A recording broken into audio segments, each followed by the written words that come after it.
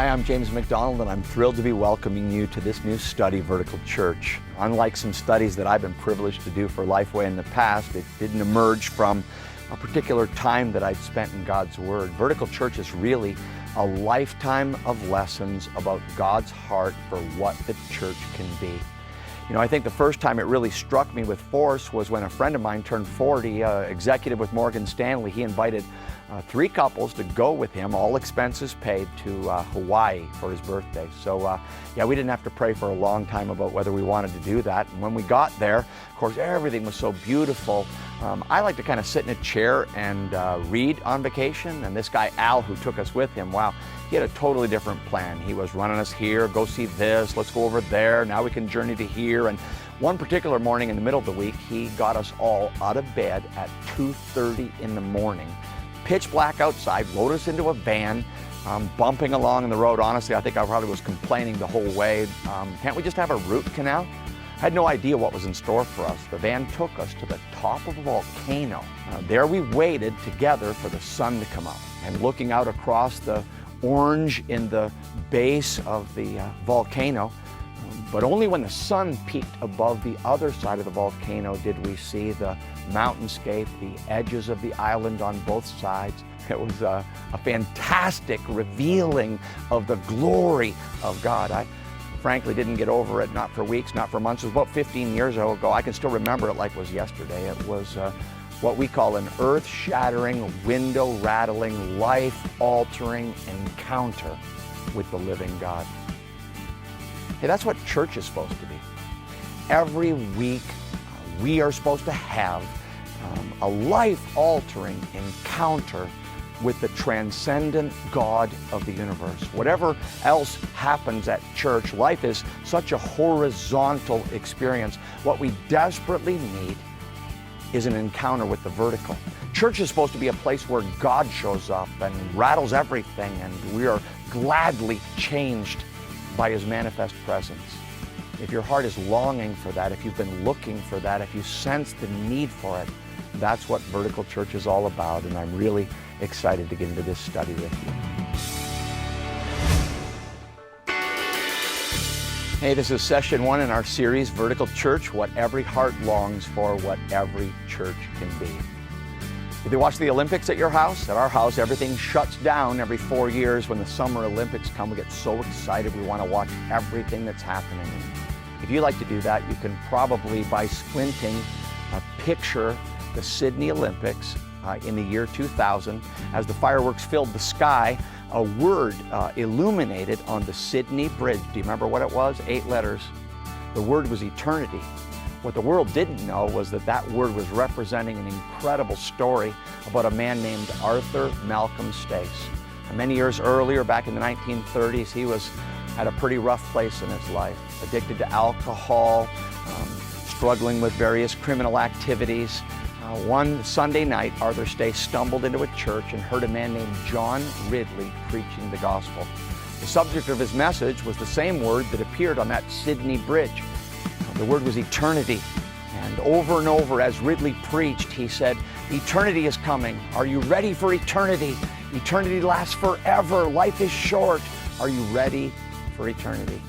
Well, that night, Arthur Stace had his life altered by the power of the gospel of Jesus Christ. And so radically transformed he was that he began to get up early in the morning, secretly. For many years, people didn't know it was him.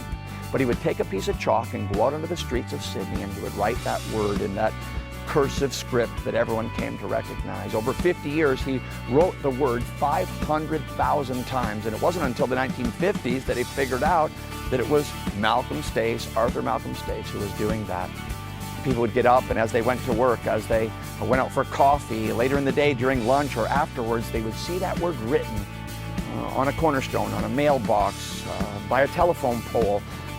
Eternity, eternity, eternity. It changed that man's life. He wrote it all those times, and when he died in 1967, in his early 80s, they actually wrote on his tombstone, Arthur Malcolm Stace, Mr. Eternity. The word describes so perfectly the longing that God has placed in every human heart. I have it, you have it, everyone in your family, everyone on your street has that same longing for something outside of ourselves. It's a longing for eternity. It's a longing for transcendence.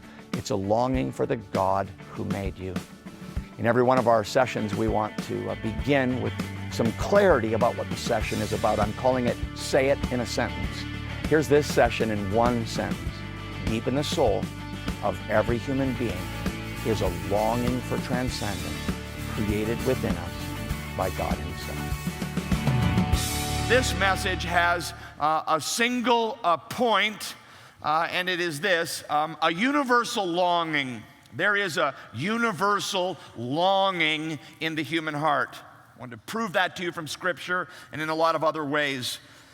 Ecclesiastes 3, of course, we don't just rip open the Bible and start reading it. We got to know what we have in our hands, and this is a poetry. This is Solomon, the wisest man who ever lived, and he is observing life. It begins in chapter 3, verse 1, for everything there is a season and a time for every matter under heaven. And then he lists the times, a time to be born, a time to die, a time to plant, a time to pluck up what is planted, and on down the list. Verse 9, what gain has the worker from his toil? I have seen the business that God has given to the children of men to be busy with. Here it is. He has made everything beautiful in its time. Also, He has put eternity into man's heart. There is a universal longing in every human heart. By universal, I mean it's everywhere. Every person on the face of the globe has it. In the DNA of the human species is something given by the Almighty that separates us from all other created beings.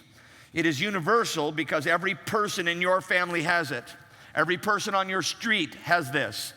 Every person in the city where you live, every person in the row you're seated in, each man, woman, and child that has ever lived or will live was born with a longing inside them that the pangs of necessity can never nourish. All right? It's a searching deep in your soul. It's a hunger that food can never feed. It's a clothing that shelter can never cover. It's something placed in you by God Himself, a desperate seeking that will not be found in anything that we accomplish or accumulate. This longing is such that billionaires around the world who have everything hate and despise what they have because they haven't found this.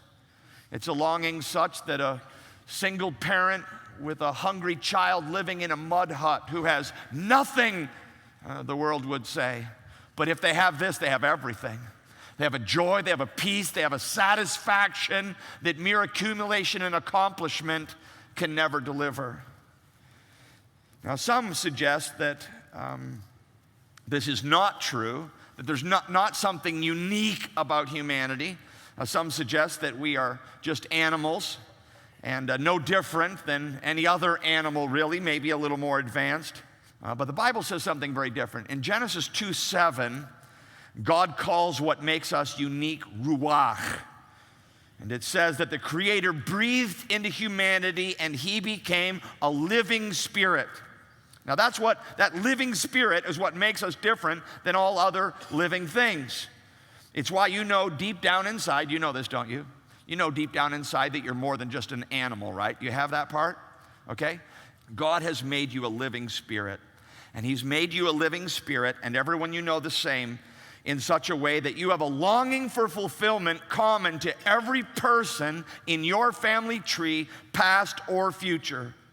Every discussion of the nature of man, the purpose of ministry, has to begin with this commonality. For the last 50 years, most of the discussion of churches and ministry and what the church is has focused on differences, uniqueness, that language group, that culture, that baby boomers, that generation. Figure out the uniquenesses of people and go after that. We're not going after the uniquenesses in people. We're going after the sameness in people, that every person has in their heart a longing for something outside of and greater than themselves. Every person in your office has it. Every person in the factory where you work, every person in your family has the same thing. Now, you can't always see it, right? You agree with that? You can't always see that in them, but you have to know it's there.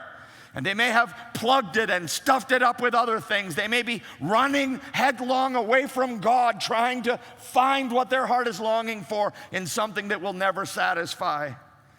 But don't doubt that it's there. That's what the book of Ecclesiastes is all about. If ever there was a human being that strolled down every avenue of potential satisfaction, it was Solomon. Okay? And the ancient king of Israel. That's what the book of Ecclesiastes is. It's the chronicling of Solomon's experimentation with every pleasure, from alcohol to sex with a different woman every day to palatial splendor and rolling estates that run to the horizon. The guy had everything. Everything he had it. Makes our modern billionaires look like paupers, what Solomon had. But here's what he said in chapter 2, verse 17. He had it all, so I hated life.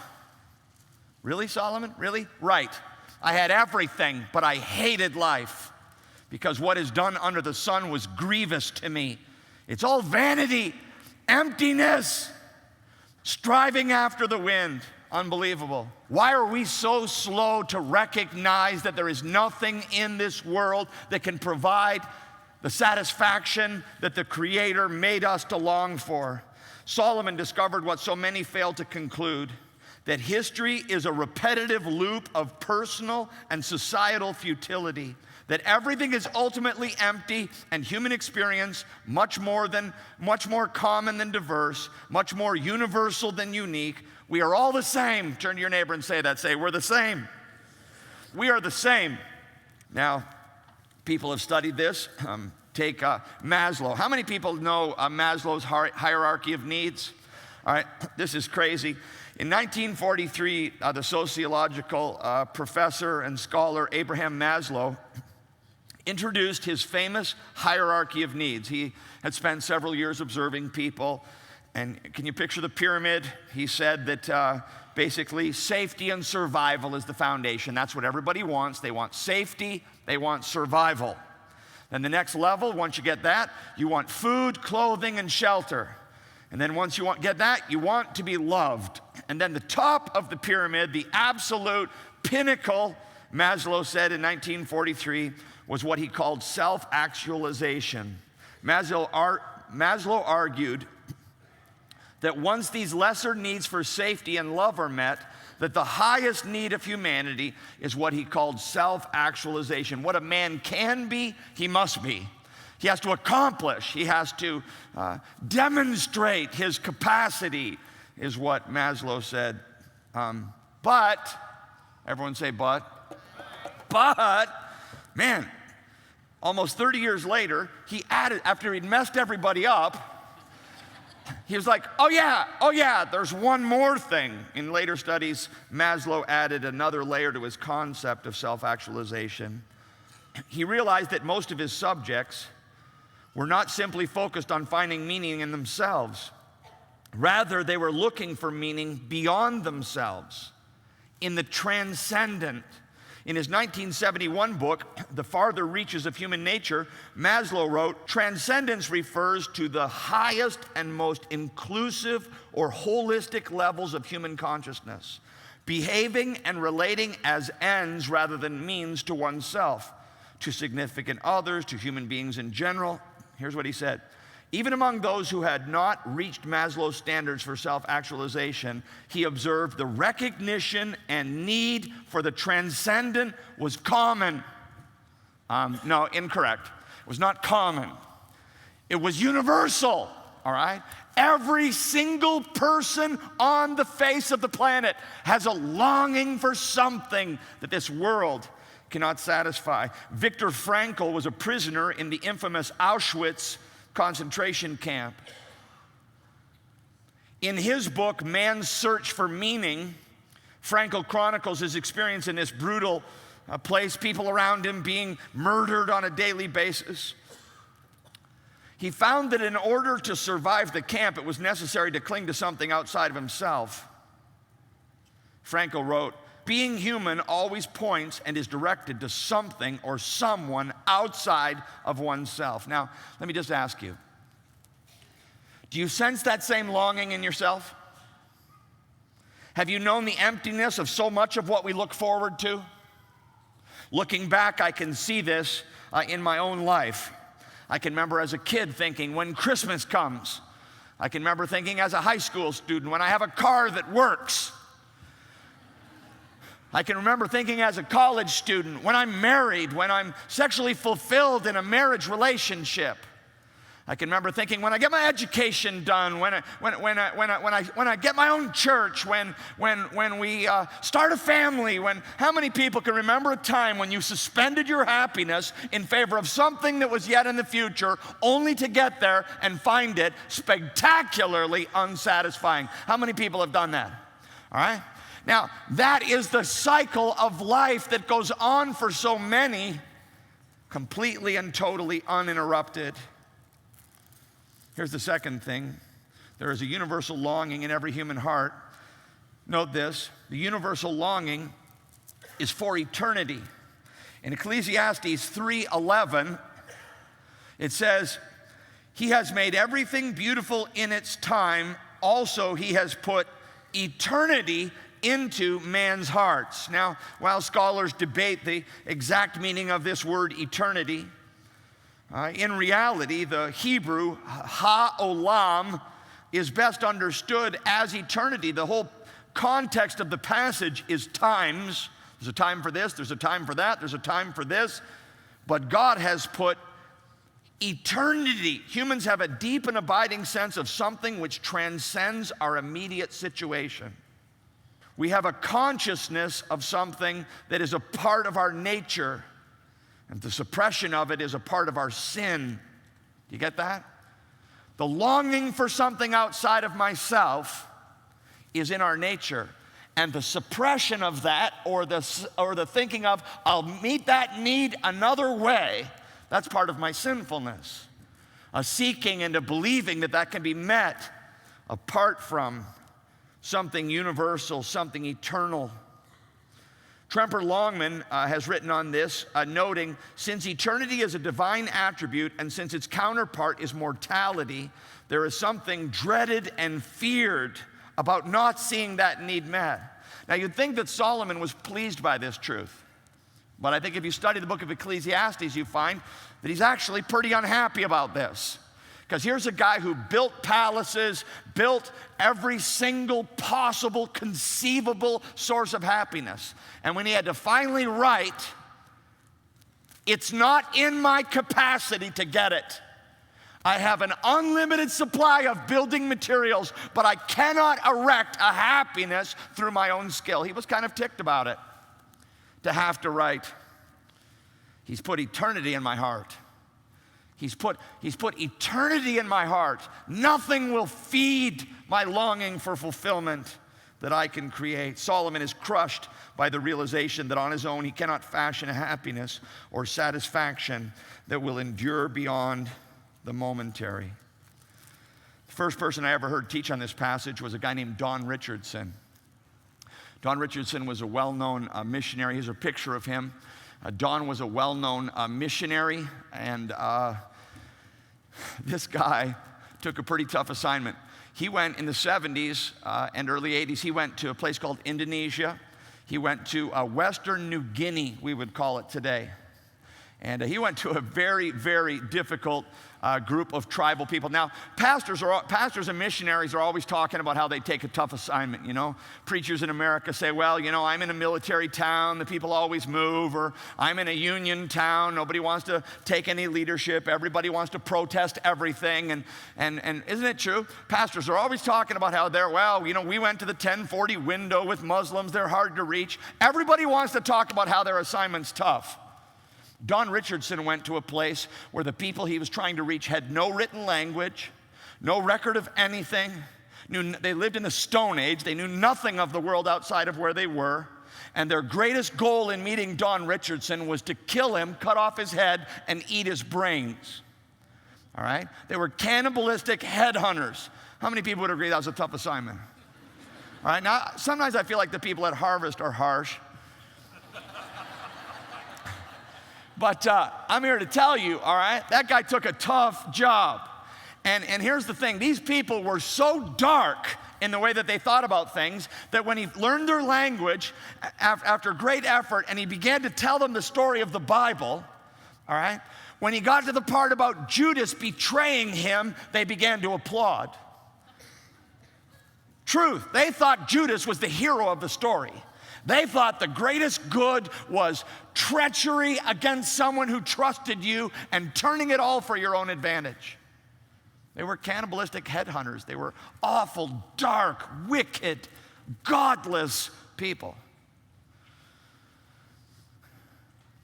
Richardson was going to give up until he discovered that eventually they would weary of their reciprocal murders between various tribal units. And when they didn't want to murder one another and eat one another anymore, the chief of one tribe would take a son, a baby, an infant, 5 or 6 month old baby, and he would take his own son to the other tribe, and he would give his son to the other chief. And the giving of his son it was called the peace child. And the peace child, you can get this book and read it. The peace child was the offering that would bring reconciliation between the tribes that hated one another. See the gospel? Once Richardson was able to explain to the people that God himself gave his son as the peace child, the tribes were converted to Christ en masse. Over there today, they have one of the largest circular buildings in the world that these people worship in. I mean, they were converted to Christ first by the hundreds, then by the thousands.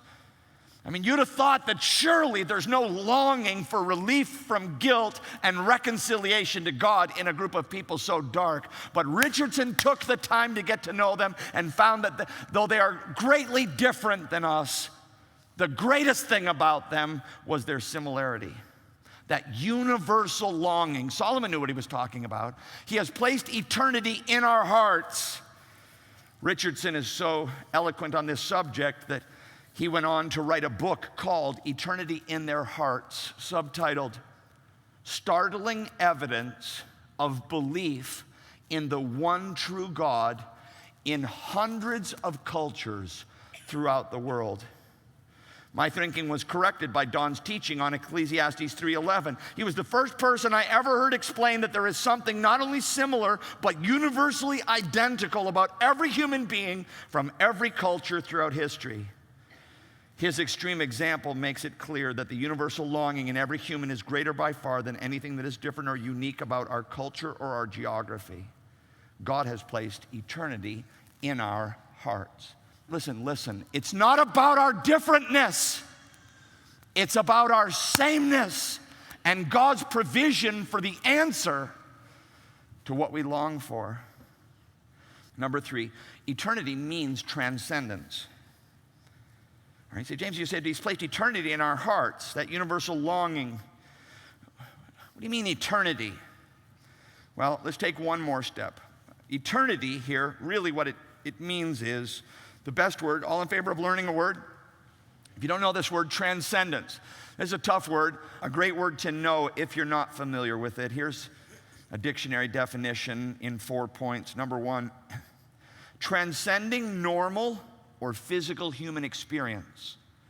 When we say that God has placed eternity in our hearts, what we mean is that he's placed a desire for something that transcends normal human experience. Secondly, existing apart from and not subject to the limitations of the material universe. All right? God has placed a longing in us for something that exists apart from and is not subject to the limitations of what I can see, what I can touch, what I can taste. It's a longing for something outside of that, for eternity, for transcendence. Now, in scholastic philosophy, it means a longing for something higher than or not included in any one of Aristotle's 10 categories. Anybody put up your hand if you took philosophy in school, all right? Well, if you took really any basic philosophy at all, this guy Aristotle was brilliant in a lot of ways. And what he tried to do is he tried to categorize everything. The term would be propositional.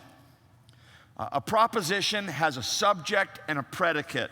Put on your thinking cap. A subject is who did it. A predicate is what did they do. And Aristotle came up with 10 categories of propositions. I don't want to spend a ton of time on this. It's just to make a point. But here are his 10 categories. Substance, quantity, quality, relation, place, time, being in a position, having or the state or condition of having, doing an action, and then being affected. He called it affection, but it doesn't mean passion. It means being acted upon. Now, we could go on about that at great length, but the point here is that one of the greatest philosophers of all time described everything that a human can experience, carefully broke them into categories with great intellect and insight. And transcendence did not make one of his categories. He said no allowance for it. No allowance for anything outside of the rational. Immanuel Kant, another philosopher from the 1700s, much later and closer to our time than Aristotle, he said that transcendence, something outside of ourselves, is real, but that it is not realizable in experience. That's wrong. All right? I believe that the transcendent is realizable and experienceable. I believe that the reason why most of you are here today is because something has happened to you in your life that goes outside of the boundaries of the rational. Something has happened in your life that is more than 2 + 2 = 4. Am I right? Something has happened that is more than physical, weigh it, measure it, show it. Now, here's really the problem at the end of the day, all right? We live in the Western world at a particular point in time where we are told in school for so long that people think you're committing intellectual suicide to even say what I'm about to say. I believe that the problem with rationalism is that rationalism is not complete as a way of knowing. I tweeted this yesterday. Maybe the greatest rationality of all is the recognition that rationality itself is incomplete as a way of knowing. And some of you worship rationality. I experience transcendence when something wise reveals my small amount of knowing. In preparation for this message, I studied a lot on philosophy, a lot more than I certainly shared with you, trying to condense it, trying to make the point clear. And sometimes I wade out into the water of something that I haven't studied, and I realize how little I know. When I think about all of the knowing possible in the universe and the fractional portion of that God revealed, think about that. Is all the knowing knowable? No, it is not. God has only revealed a fraction. We don't know how the worlds were formed exactly. We don't know how He spoke and things came in. There's so much we do not know. God has made only a fraction knowable. Of the fraction that is knowable, mankind has only discovered a fraction of that. And of the fraction that man has discovered, I, even with my doctorate and everything, know only a teeny fraction of that. And when I think of all that is knowable and how little I know, it makes me feel small. And I sense that there is something greater than myself. And it's a good feeling. Secondly, I experience transcendence when something big reveals my small amount of being. I stand on the shore of the ocean and realize that there are worlds underneath. I stand at the base of a mountain and am reminded what Psalm 92 says. Before you formed the mountains or ever brought forth the earth or the world, even from everlasting to everlasting, you are God.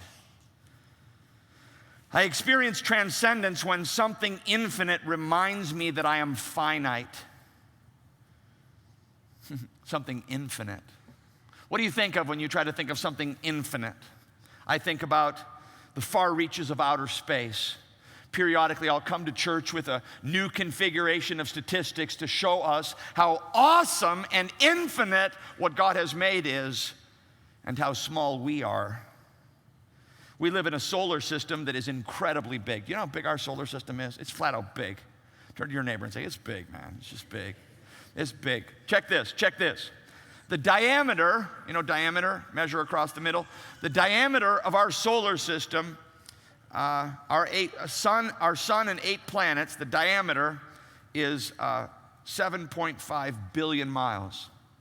Do you know how far 7.5 billion miles? Say no, I do not, no. All right, 7.5 billion miles. If you started out right now and drove 60 miles, leave the church, get in your car, unlimited gas, 60 miles an hour, to drive across our solar system at 60 miles an hour would take you 1,425 years. That's our solar system. Now, our solar system is inside something called a galaxy. Our galaxy is the Milky Way. To put that in perspective for you, if you made our galaxy, the Milky Way, the size of North America, our solar system is a coffee cup in Kansas. Okay?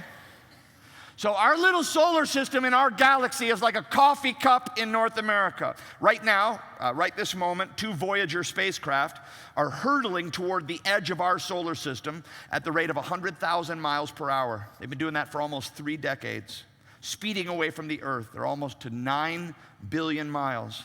When engineers beam a command to the Voyager spacecraft at the speed of light, that's 186,000 miles per second, 186,000 miles per, 186,000. When they send a message to it, it's so far away it takes 13 hours to get there at that pace. Yet this vast neighborhood of our sun, in truth, is just the size of a coffee cup, and it fits into our Milky Way with about 100 billion other solar systems in our galaxy. Now astronomers estimate that there are almost 200 billion galaxies, each one filled with hundreds of billions of stars, each one representing a solar system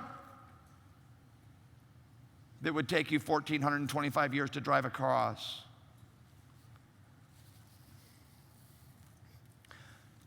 I am small. And that doesn't make me feel confident that I'm self-made and self-sustaining. That doesn't make me feel infinite in myself. It makes me believe there is a transcendence that exists outside the boundaries of human knowing. Many biblical texts could be given in this regard. Many of the biblical metaphors for transcendence relate to height. Deuteronomy 4:39, God is in heaven above. Psalm 8:1, He has set His glory above the heavens. Psalm 113:5, He is enthroned on high.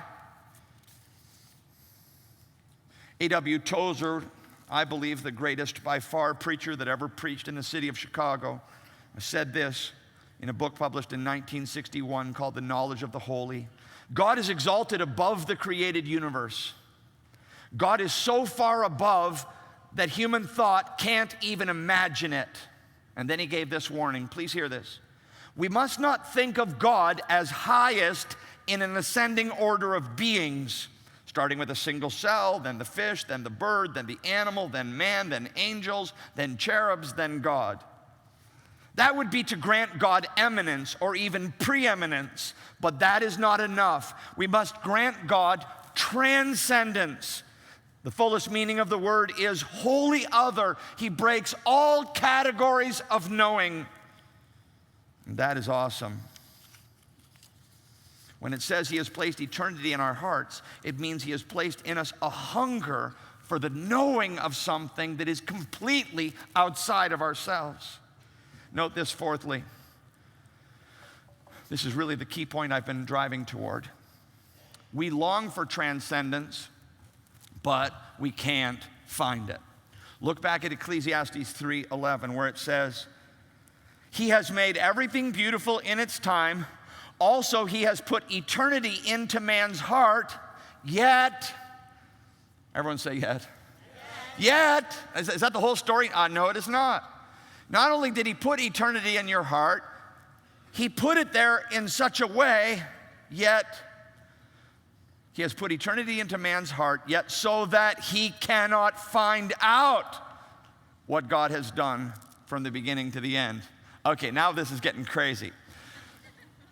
So not only has God placed in every human being a hunger, a seeking for the transcendent, for the eternal, for God himself. Not only has he placed it there, he's placed it there in such a way that we can't find it by ourselves. All right? And isn't that really, if you're looking for the explanation of the misery of humanity, X marks the spot. Ecclesiastes 3:11. Now you know the whole reason. Why are people so restless and so miserable? Why do they self-destruct and everything they try, they just make their life worse. They just destroy themselves. Why have we done? Everyone say we. Why have we done the stupid things that we've done, if not trying to find a satisfaction that can't be found? Every person here has the testimony of this verse. You're like, that's me, man. I can't find out what God has done from the beginning to the end. Left to myself, I just get further away. I'm not getting closer to the answer. I'm wandering further from it. It is a universal longing that cannot be denied or erased. Turn down all the noise around you this moment, and you will feel it throbbing in the recesses of your soul as clearly as it is in every human being since time began. But God has placed it there in such a way that we cannot find out what he has done from the beginning to the end. The implications of that are staggering. Romans chapter 1 makes the same point, that though we knew God, though we could see the evidence of God in creation, though we knew God, we did not glorify him as God. We exchanged the image of the incorruptible God for something that we made. This is my God. I carved it out of wood. See? This is my God, my job, my golf handicap, my family unit. It's my God. We make God ourselves. We know we need something, but our ability to fashion it is so, the creation is broken. We don't work right. And so even though the traces of God's image, his spirit in us, are there, our capacity to find what we're looking for is not. All right? We are the same. We are the same. Every person in this room is the same. Every person listening to me, every person we're trying to reach is the same. We have a universal longing for something, and we cannot find it. And any discussion or understanding of the church has to begin with the knowledge that it is our mission to help as many people as possible find what their heart is looking for. That is why you are here. That is why we continue to exist, to take what we have found and seek to help others find it. If you think it's just a different way of looking at things, you couldn't be more wrong. Many examples could be given. The great father of the church, Augustine, some say. For the first 32 years of his life, St. Augustine was anything but a saint. He had so many issues, what we would call today a sexual addiction. He actually got to the point where he wanted to convert to God, but he didn't want to give up his lust. One day he was walking in a park and he was so deeply troubled. He heard a group of children chanting tolle lege in Latin, which means take up and read. And he tried to think of a children's song that had that in it. And he couldn't think of anything, and he just thought it was so strange that must be the Lord speaking to him. Take up the book and read. And he ran back to the apartment where he was living and picked up a Bible and opened and started reading wherever he opened to. A bad plan. And he saw in Romans chapter 13 where it says, the night is far spent, the day is at hand. Let us cast off the works of darkness and put on the armor of light. Let us live no more in wantonness and orgies, and it's all laid out there. And it totally changed his life. Augustine is the one who is famous for this sentence. Probably the most famous thing he said. Here it is. Our hearts are restless until they find rest in him. Always searching, always restless. That's Augustine. Thomas à Kempis, famous for the book, The Imitation of Christ. In fact, an embossed copy of that sold recently at an auction for $80,000. Thomas à Kempis said this, Lord, when you are present to me, all things are pleasant and agreeable, and when you are absent, all things are irksome and most unpleasant. Blaise Pascal is probably one of the most brilliant people that ever lived. If you don't study history, you probably don't realize that about everything we use came from this guy's mind, all right? He invented one of the first calculating machines, the very first public transportation system, probability theory, on which the whole insurance industry is built, decision theory, much of the mathematics of risk management. He proved the existence of the vacuum, all of which set the stage for quantum physics, the insurance industry, management of science, racing forms, the computer, Las Vegas, Powerball lotteries, the vacuum pump, the concept of outer space, the jet engine, the internal combustion engine, the atomic bomb, mass media, all of it from that guy's head, all right?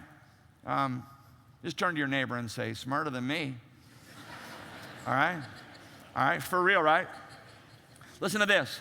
The year was 1654. He'd spent several years doubting his faith, and he scribbled this down. It wasn't found until after he died, pinned to the inside of his coat on a crumpled piece of paper. Pascal wrote, Monday, the 23rd of November, from about 10:30 at night until midnight, fire. God of Abraham, God of Isaac, God of Jacob, not the philosophers and the learned. Certitude, joy, peace, God of Jesus Christ. And then he wrote this, let me not be separated from him forever. May I never forget his words, joy, joy, joy, tears of joy. Pascal wrote. Later in his short life, he would look back and write this, all men seek happiness. This is without exception. Whatever different means they use, they all strive toward this end, happiness. And then he said this, and so since the present never satisfies us, every experience tricks us and leads us from misfortune to misfortune until death, which is its eternal climax. What then does this craving and inability cry to us, Pascal said, if not that there was once a true happiness in man, of which there now remains only the mark and empty trace. This is you he's describing, and me. We try vainly to fill it with everything around, seeking from things absent the help that we do not receive from things present, but they are all inadequate. Here it is. Because only an infinite and immutable object, that is God himself, can fill this infinite abyss. Wow, wow, wow, wow. C.S. Lewis, same story. Everybody knows him from Chronicles of Narnia, Mere Christianity. But most people don't realize that for many, many years he was an avowed atheist until he came with his great intellect to the conclusion that there is something outside of himself. Lewis wrote this in his writing, The Weight of Glory.